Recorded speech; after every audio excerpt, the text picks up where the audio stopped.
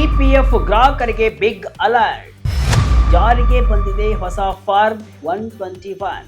S ವೀಕ್ಷಕರೇ, ಈ ಹಿಂದಿನಿಂದಲೂ ಕೂಡ ಪಿಎಫ್ ರೂಲ್ಸ್ ನಲ್ಲಿ ಹಲವಾರು ಬದಲಾವಣೆಗಳು ಆಗುತ್ತಲೇ ಇದೆ. ಯುಪಿಎ ಮೂಲಕವೂ ಕೂಡ ಪಿಎಫ್ ಹಣವನ್ನ ಪಡೆಯಬಹುದು. ಎಷ್ಟು ಸಾಧ್ಯವೋ ಅಷ್ಟು ಸರಳೀಕೃತವಾಗಿ ಪಿಎಫ್ ರೂಲ್ಸ್ ನಲ್ಲಿ ಬದಲಾವಣೆಗಳು ಆಗ್ತಿವೆ. ಈಗ ಮತ್ತೆ ನೌಕರರ ಭವಿಷ್ಯ ನಿಧಿ ಸಂಸ್ಥೆ ಅಂದ್ರೆ ಇಪಿಎಫ್ಒ ತನ್ನ ಚಂದಾದಾರರಿಗೆ ಒಂದು ಮಹತ್ವದ ಬದಲಾವಣೆಯನ್ನ ಪರಿಚಯಿಸಿದೆ. ಎಸ್, ಪಿಎಫ್ ಹಣವನ್ನ ಡ್ರಾ ಮಾಡುವಾಗ ಅಥವಾ ಅದರ ಮೇಲೆ ಬರುವಂತಹ ಬಡ್ಡಿಯ ಮೇಲೆ ಆದಾಯ ತೆರಿಗೆ ಇಲಾಖೆ ಕಣ್ಣಿಟ್ಟಿರುತ್ತೆ ಅನ್ನೋದು ಕೂಡ ನಿಮಗೂ ಗೊತ್ತಿದೆ. ಇಷ್ಟು ದಿನ ಪಿಎಫ್ ಹಣಕ್ಕೆ ಟಿಡಿಎಸ್ ಕತ್ತರಿ ಬೀಳಬಾರದು ಅಂದ್ರೆ 15G ಅಥವಾ 15H ಎಂಬ ಫಾರ್ಮ್ಗಳನ್ನ ತುಂಬಿಕೊಡಬೇಕಾಗಿತ್ತು. ಆದ್ರೆ ಈಗ ಕೇಂದ್ರ ಸರ್ಕಾರ ಈ ಹಳೆಯ ಪದ್ಧತಿಯನ್ನ ಸ್ಟಾಪ್ ಮಾಡಿದೆ. ಹೌದು, ಫಾರ್ಮ್ 15G ಮತ್ತು 15H ಈಗ ಪೂರ್ತಿಯಾಗಿ ರದ್ದಾಗಿವೆ. ಅವುಗಳ ಬದಲಿಗೆ ಈಗ ಫಾರ್ಮ್ 121 ಒಂದೇ ಒಂದು ಫಾರ್ಮ್ ಬಂದಿದೆ. ಅಷ್ಟಕ್ಕೂ ಏನಿದು ಫಾರ್ಮ್ 121? ಸರ್ಕಾರ ಯಾಕೆ ಇಂತಹ ನಿರ್ಧಾರ ತೆಗೆದುಕೊಂಡಿದೆ? ಈ ಬದಲಾವಣೆಯಿಂದ ನಿಮಗೆ ಲಾಭವಾಗುತ್ತಾ ಅಥವಾ ನಷ್ಟವಾಗುತ್ತಾ? ಫಾರ್ಮ್ 121 ಸಲ್ಲಿಸಲು ಯಾರು ಅರ್ಹರು? ಹಂತ ಹಂತವಾಗಿ ನೋಡ್ತಾ ಹೋಗೋಣ. ನಾನು ಶಿವಮೂರ್ತಿ ಸರ್ಪ.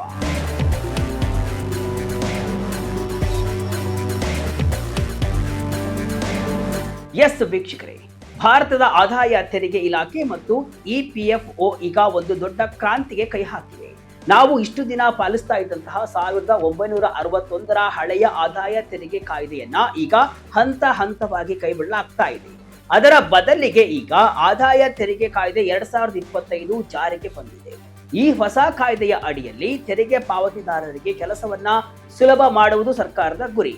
ಇದಕ್ಕಾಗಿಯೇ ಏಪ್ರಿಲ್ 13ರಂದು ಇಪಿಎಫ್ಒ ಒಂದು ಮಹತ್ವದ ಸುತ್ತೋಲೆಯನ್ನ ಹೊರಡಿಸಿದೆ.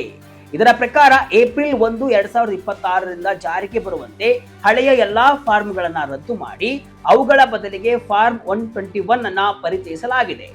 ಅಂದ್ರೆ ಇನ್ಮುಂದೆ ನೀವು ಪಿಎಫ್ ಹಣ ಪಡೆಯುವಾಗ ಗೊಂದಲಕ್ಕೆ ಒಳಗಾಗುವಂತಹ ಅಗತ್ಯವೇ ಇರಲ್ಲ. ಏನಿದು ಬದಲಾವಣೆ?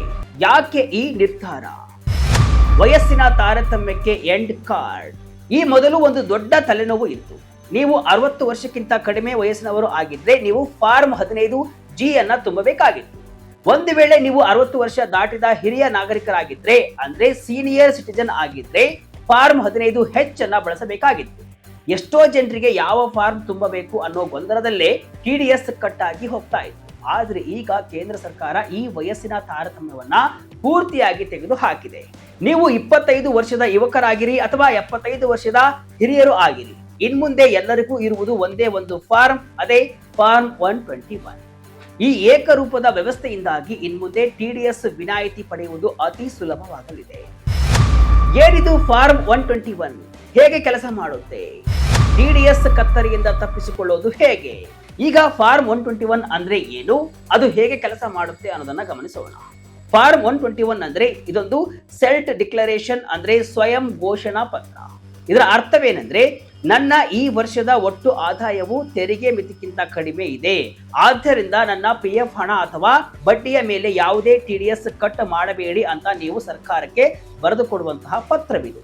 ನೀವು ಪಿಎಫ್ ಹಣವನ್ನ ವಿತ್ ಡ್ರಾ ಮಾಡುವಾಗ ನಿಮ್ಮ ಅಮೌಂಟ್ 50,000 ರೂಪಾಯಿಗಿಂತ ಹೆಚ್ಚಿದ್ರೆ ಸರ್ಕಾರ 10% ಟಿಡಿಎಸ್ ಕಟ್ ಮಾಡುತ್ತೆ. ಒಂದು ವೇಳೆ ನಿಮ್ಮ ಪ್ಯಾನ್ ಕಾರ್ಡ್ ಲಿಂಕ್ ಆಗದಿದ್ರೆ 20% ಹಣ ಕಟ್ ಆಗುತ್ತೆ. ಇಂತಹ ಕಡಿತದಿಂದ ಪಾರಾಗಲು ಈ ಫಾರ್ಮ್ 121 ನಿಮಗೆ ಜೀವನಾಡಿ ಆಗಲಿದೆ, ಅಂದ್ರೆ ಸಹಾಯ ಮಾಡಲಿದೆ. ಇದು ಕೇವಲ ಪಿಎಫ್ ಹಣಕ್ಕೆ ಮಾತ್ರವಲ್ಲ, ನಿಮ್ಮ ಬ್ಯಾಂಕ್ ಡೆಪಾಸಿಟ್ ಮೇಲಿನ ಬಡ್ಡಿ ಮತ್ತು ಡಿವಿಡೆಂಡ್ ಆದಾಯಕ್ಕೂ ಕೂಡ ಅನ್ವಯವಾಗಲಿದೆ. ಫಾರ್ಮ್ 121 ಸಲ್ಲಿಸಲು ಯಾರು ಅರ್ಹರು? ಹಿರಿಯ ನಾಗರಿಕರು, HUF ಗಳಿಗೂ ಅವಕಾಶ. ವೀಕ್ಷಕರೇ, ಈ ಫಾರ್ಮ್ ಅನ್ನ ಯಾರ್ಯಾರು ಸಲ್ಲಿಸಬಹುದು ಅನ್ನೋದು ಇಲ್ಲಿ ಮುಖ್ಯವಾಗುತ್ತೆ. ಯಾರ್ಯಾರು ಅರ್ಹರು ಅನ್ನೋದನ್ನ ನೋಡುವುದಾದ್ರೆ, ಭಾರತದಲ್ಲಿ ವಾಸವಿರುವಂತಹ ಪ್ರತಿಯೊಬ್ಬ ವ್ಯಕ್ತಿ ಅಂದ್ರೆ ರೆಸಿಡೆಂಟ್ ಇಂಡಿವಿಜುವಲ್ಸ್ ಇದನ್ನ ಬಳಸಬಹುದು. ಇದರಲ್ಲಿ ಹಿರಿಯ ನಾಗರಿಕರಿಗೂ ಕೂಡ ಅವಕಾಶವಿದೆ.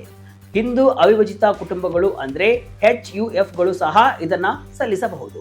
ಕೆಲವು ಅರ್ಹ ಟ್ರಸ್ಟ್ಗಳು ಕೂಡ ತಮ್ಮ ಆದಾಯ ತೆರಿಗೆ ಮಿತಿಗಿಂತ ಕಡಿಮೆ ಇದ್ರೆ ಫಾರ್ಮ್ 121 ಅನ್ನ ಬಳಸಬಹುದು.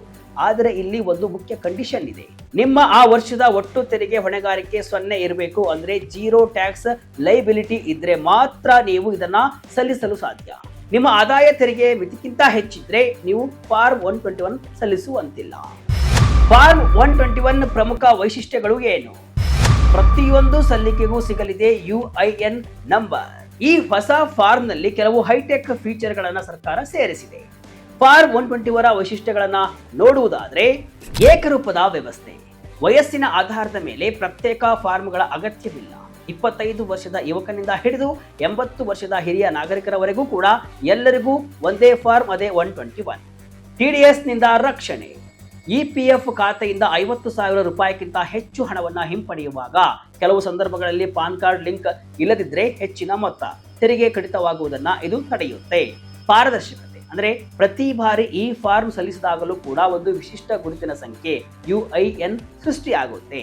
ಇದರಿಂದ ತೆರಿಗೆ ಇಲಾಖೆಗೆ ನಿಮ್ಮ ಮಾಹಿತಿ ನಿಖರವಾಗಿ ತಲುಪುತ್ತೆ. ITR ವಿವರ ಕಡ್ಡಾಯ ಅಂದ್ರೆ ಅರ್ಹತೆಯನ್ನ ಖಚಿತಪಡಿಸಿಕೊಳ್ಳಲು ಕಳೆದ 2 ವರ್ಷಗಳ ಆದಾಯ ತೆರಿಗೆ ರಿಟರ್ನ್ಸ್ ಸಲ್ಲಿಕೆಯ ರಶೀದಿ ವಿವರಗಳನ್ನ ಒದಗಿಸುವುದು ಅಗತ್ಯವಾಗಿರುತ್ತೆ. ಡಿಜಿಟಲ್ ಲಭ್ಯತೆ, ಇದು ಆದಾಯ ತೆರಿಗೆ ಇಲಾಖೆಯ ಅಧಿಕೃತ ಪೋರ್ಟಲ್ನಲ್ಲಿ ಲಭ್ಯವಿದ್ದು ಆನ್ಲೈನ್ ಮೂಲಕ ಸುಲಭವಾಗಿ ಸಲ್ಲಿಸಬಹುದು. ಚಂದಾದಾರರ ಮೇಲೆ ಆಗುವ ಪರಿಣಾಮವೇನು? ಫಾರ್ಮ್ ತುಂಬಲು ಮರೆತರೆ ನಿಮ್ಮ ಖಾತೆಗೆ ಹೊಡೆತ. ಈಗ EPF ಗ್ರಾಹಕರು ನೆನಪಿಡಬೇಕಾದಂತಹ ಅತಿ ಮುಖ್ಯವಾದ ವಿಷಯ ಏನಂದ್ರೆ, ಏಪ್ರಿಲ್ 1, 2026ರಿಂದ ನೀವು PF ಹಣ ಡ್ರಾ ಮಾಡುವಾಗ 15G ಫಾರ್ಮ್ ಹುಡುಕಬೇಡಿ. ಒಂದು ವೇಳೆ ನೀವು ಹಳೆಯ ಫಾರ್ಮ್ ಅನ್ನೇ ಅಪ್ಲೋಡ್ ಮಾಡಿದ್ರೆ ನಿಮ್ಮ ಅಪ್ಲಿಕೇಶನ್ ರಿಜೆಕ್ಟ್ ಆಗಬಹುದು, ಅಥವಾ ಯಾವುದೇ ಮುನ್ಸೂಚನೆ ಇಲ್ಲದೆ ನಿಮ್ಮ ಹಣದಲ್ಲಿ 10% TDS ಕಟ್ ಆಗಬಹುದು. ಉದಾಹರಣೆಗೆ, ನೀವು 2 ಲಕ್ಷ ರೂಪಾಯಿ PF ಹಣ ಡ್ರಾ ಮಾಡ್ತಿದ್ದೀರಿ ಅಂತ ಅಂದುಕೊಳ್ಳಿ.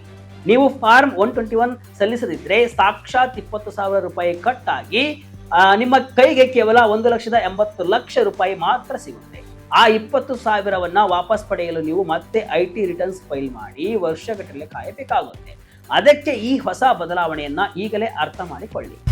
ಚಂದಾದಾರರು ಈಗ ಏನ್ ಮಾಡಬೇಕು? ಪ್ಯಾನ್ ಕಾರ್ಡ್ ಲಿಂಕ್ ಆಗಿದೆಯೇ ಹಿಂದೆ ಚೆಕ್ ಮಾಡಿ.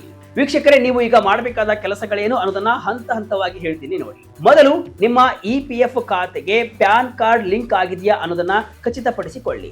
ಪ್ಯಾನ್ ಇಲ್ಲದಿದ್ರೆ TDS ಪ್ರಮಾಣ ದ್ವಿಗುಣವಾಗುತ್ತೆ. ಆಮೇಲೆ ಪ್ರತಿ ಆರ್ಥಿಕ ವರ್ಷದ ಆರಂಭದಲ್ಲಿ ಅಂದ್ರೆ ಏಪ್ರಿಲ್ ತಿಂಗಳಲ್ಲಿ ನೀವು ಈ ಫಾರ್ಮ್ 121 ಅನ್ನ ಸಲ್ಲಿಸುವುದು ಉತ್ತಮ. ನಂತರ ಆನ್ಲೈನ್ ಮೂಲಕ EPF ಪೋರ್ಟಲ್ಗೆ ಲಾಗಿನ್ ಆಗಿ ಅಥವಾ ಇನ್ಕಮ್ ಟ್ಯಾಕ್ಸ್ ಪೋರ್ಟಲ್ ಮೂಲಕ ಈ ಫಾರ್ಮ್ ಅನ್ನ ಡೌನ್ಲೋಡ್ ಮಾಡಿ ವಿವರಗಳನ್ನ ತುಂಬಿ. ನಿಮ್ಮ ಹಿಂದಿನ 2 ವರ್ಷಗಳ ಟ್ಯಾಕ್ಸ್ ವಿವರಗಳನ್ನ ಕೈಯಲ್ಲಿಟ್ಟುಕೊಳ್ಳಿ, ಯಾಕಂದ್ರೆ ಅವುಗಳ ಮಾಹಿತಿ ಇಲ್ಲಿ ಬೇಕಾಗುತ್ತೆ. ನೀವು PF ವಿತ್ ಟ್ರಾವೆಲ್ ಅಪ್ಲಿಕೇಶನ್ ಹಾಕುವಾಗ ಅಟ್ಯಾಚ್ಮೆಂಟ್ ಸೆಕ್ಷನ್ ನಲ್ಲಿ ಫಾರ್ಮ್ 121 ಅನ್ನೇ ಅಪ್ಲೋಡ್ ಮಾಡಿ. ಡಿಜಿಟಲ್ ಇಂಡಿಯಾದತ್ತ ತೆರಿಗೆ ವ್ಯವಸ್ಥೆಯ ಹೆಜ್ಜೆ. ಗೊಂದಲ ಬಿಡಿ, ಹೊಸ ನಿಯಮಕ್ಕೆ ಸಜ್ಜಾಗಿ. ಒಟ್ಟಿನಲ್ಲಿ ಹೇಳುವುದಾದ್ರೆ, ಕೇಂದ್ರ ಸರ್ಕಾರದ ಈ ನಿರ್ಧಾರವು ತೆರಿಗೆ ವ್ಯವಸ್ಥೆಯಲ್ಲಿರುವಂತಹ ಗೊಂದಲಗಳನ್ನ ನಿವಾರಿಸಲು ಮಾಡಿದ ಒಂದು ದೊಡ್ಡ ಪ್ರಯತ್ನ. ಹಿರಿಯ ನಾಗರಿಕರಿಗೆ ಮತ್ತು ಸಾಮಾನ್ಯ ಉದ್ಯೋಗಿಗಳಿಗೆ ಒಂದೇ ನಿಯಮ ತಂದಿರುವುದು ಸ್ವಾಗತಾರ್ಹ ಸಂಗತಿ. ಆದರೆ ನಿಯಮಗಳು ಬದಲಾದಾಗ ಅಪ್ಡೇಟ್ ಆಗಿರದಿದ್ರೆ ನಷ್ಟ ಮಾತ್ರ ಗ್ರಾಹಕರಿಗೆ. ಏಪ್ರಿಲ್ 1ರಿಂದ ಜಾರಿಯಾಗಿರುವ ಈ ಫಾರ್ಮ್ 121 ಬಗ್ಗೆ ಈಗಲೇ ತಿಳಿದುಕೊಳ್ಳಿ. ವೀಕ್ಷಕರೇ, ಈ ಹೊಸ ಫಾರ್ಮ್ 121 ಬಗ್ಗೆ ನಿಮ್ಮ ಅಭಿಪ್ರಾಯವೇನು? 15G ಮತ್ತು 15H ರದ್ದು ಮಾಡಿದ್ದು ಸರಿ ಅನ್ಸುತ್ತಾ? ಇದರಿಂದ ಸಾಮಾನ್ಯ ಜನರಿಗೆ ತೊಂದರೆ ಆಗುತ್ತಾ ಅಥವಾ ಸುಲಭ ಆಗುತ್ತಾ? ಮಿಸ್ ಮಾಡದೆ ಕಮೆಂಟ್ ಮೂಲಕ ತಿಳಿಸಿ. ಇದಿಷ್ಟು ಇವತ್ತಿನ ವಿಶೇಷ. ಇದೇ ರೀತಿಯ ಹಲವು ವಿಶ್ಲೇಷಣೆ ಮಾಹಿತಿ ಅಷ್ಟೇ ಅಲ್ಲ, ಮನರಂಜನೆಯ ವಿಡಿಯೋಗಳಿಗಾಗಿ ವಿಜಯ ಕರ್ನಾಟಕ ವೆಬ್ಸೈಟ್, ಫೇಸ್ಬುಕ್ ಹಾಗೂ ಯೂಟ್ಯೂಬ್ ಪೇಜ್ ಅನ್ನು ಫಾಲೋ ಮಾಡಿ. ಧನ್ಯವಾದ.